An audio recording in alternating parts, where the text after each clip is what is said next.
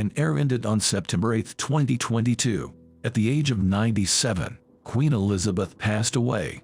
She was the single most influential woman in the world, the matriarch of one of the most powerful countries for 7 whole decades. It is difficult to accurately articulate just how long Elizabeth's life was. The easiest way might be to say that Che Guevara died in 1967 at the age of 40, and he was still 2 years younger than Elizabeth. The Queen was born 8 years after the end of the First World War, before Hitler ever dreamt of getting power, when he only received 2.5% of the election votes. In the next couple of minutes we will try to briefly analyze the late Queen's bright, colorful, and incredibly long life. Starting with the fact that Elizabeth was born on April 21, 1926, when it was still the British Empire. India, Canada, Australia, and a good half of Africa, admittedly, maybe unhappily, were still ruled by the Crown. It's funny that the Balfour Declaration was issued later that same year, which blew up the empire and turned it into the British Commonwealth of Nations. After the Declaration, Canada and many other countries became independently governed sovereign nations. So it can be said that Elizabeth was one of the last reminders of the empire. Her father was Duke George VI. Another George that also ruled the country was her grandfather, George V. And he was born right after the American Civil War ended. In general, wherever you look for it, you will find antiquity and history. King George V loved his granddaughter very much, but her chances for the throne were, to put it lightly, illusory. Even Elizabeth's father was not first in line on the list of heirs. History could have turned out quite differently if Edward VIII never fell in love with the American socialite Wallis Simpson. Their romance is considered one of the most iconic love stories of the 20th century, and because of their relationship, Edward refused the throne, which changed the course of history. So after the death of George V in 1936, Elizabeth's father acceded to the throne and took the name George VI. This explains the uniqueness of the monarch's surname. But even these events didn't bring Elizabeth any closer to the throne.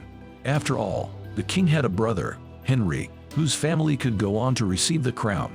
However, Henry also quite smartly abdicated monarchical authority in favor of Elizabeth.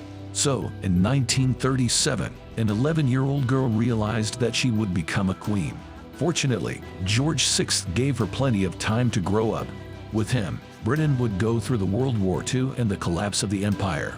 In many ways, Elizabeth got lucky. Not many British people recognized India's newfound independence in 1947, and Ireland is not even worth mentioning.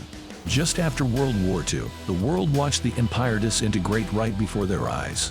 And it's great that this happened under the rule of the war hero George, who was very level-headed and already had authority. Elizabeth, in turn, got a master class in royal education from the king, focusing primarily on law.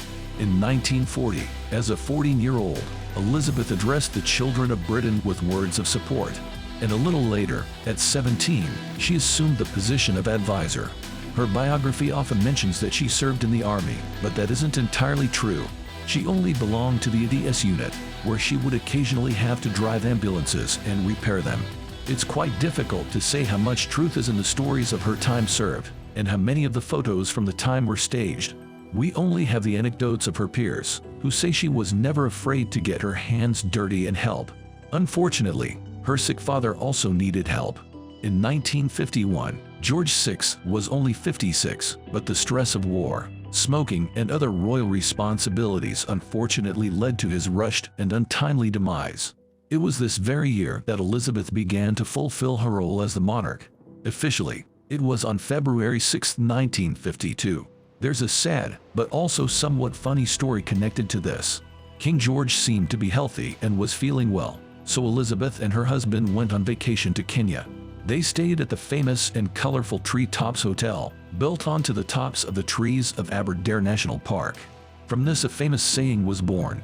For the first time in history, a woman climbed a tree and came down a queen. And since we mentioned Elizabeth's husband, we should note that her relationship with Duke Philip also sounds like the plot of a romantic novel. Philip was the King of Greece's grandson, and his father was an unashamed Hitler sympathizer. Because of this, Elizabeth's father didn't approve of the marriage. For her sake, Philip decided to renounce the Greek throne, convert religions, and secretly marry her in 1940. They would get married officially in 1947 and would go on to live together for more than 80 years. Philip almost lived to see his 100th birthday. He passed away only a few months before his birthday, on April 9, 2021. This undoubtedly affected Elizabeth significantly. Well, let's take a step back and return to 1953. Elizabeth's coronation in the ancient Cathedral of Westminster Abbey is regarded as one of the most iconic and legendary events in the history of Britain. The ceremony was as grandiose as possible, and the people's love for Elizabeth grew significantly. Some historians point to the broadcast of the coronation as the moment in history that popularized television, which was quite unobtainable for most people at the time. However, by that time there was virtually nothing left of the position. George VI still had the title of King of India, but Elizabeth had no governance over the country in any way. However, she did have a lot of representative powers.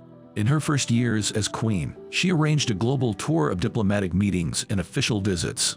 She met with Tito, Khrushchev, Eisenhower, and every other 1950s world leader on her worldwide tour.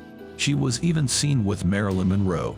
This tour benefited Britain's reputation and popularity, and many people seriously believed that the once great empire could be resurrected. But there were many prerequisites in order for this to happen. In 2007, Plan G was declassified, which detailed Britain's expanding cooperation with the Scandinavian countries, France, and all of their colonies. In fact, it was similar to the European Union, only with the capital being London. The plan was thwarted by the Suez Crisis and numerous government resignations. But Elizabeth did everything that was theoretically possible. The next two 10th anniversaries were held under the same flag. Despite the Commonwealth losing power, Elizabeth was everywhere. She met with Gagarin, Armstrong, Kennedy, many presidents and athletes, and she was even at the opening of the Olympic Games. Her media coverage was inescapable. Elizabeth's kindness, openness, and humanity moved people all over the world. So, in January of 1986, when the Queen was sailing to Australia and heard the news about a civil war breaking out in the former British colony of Aden, she immediately ordered the captain to enter Yemeni waters. They took 1,068 refugees on board their yacht. She even ordered that every refugee be provided with a state-funded apartment. Elizabeth said that 1992 was the worst year of her life. First off, Mauritius, one of the last remaining colonies, decided to leave the Commonwealth. After that, protesters in Dresden threw eggs at the royal motorcade. Then Windsor Castle burned down, funding for the royal court was reduced, and then the government finished pushing Elizabeth into the background. The respect and love from the people also began to wane due to a number of family scandals. Prince Charles and Princess Diana had relationship troubles and went on to divorce. The same fate befell the Queen's other child, Andrew, and her daughter Anne also divorced her husband. This was always a focus of gossipers and tabloids. By the way, the last two divorces were also in 1992. By that time, tabloid companies had already fallen in love with ridiculing the family. So Elizabeth had a difficult time.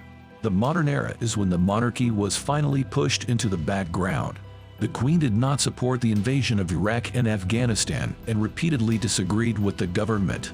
She was mainly engaged in charity work, being the face of the country.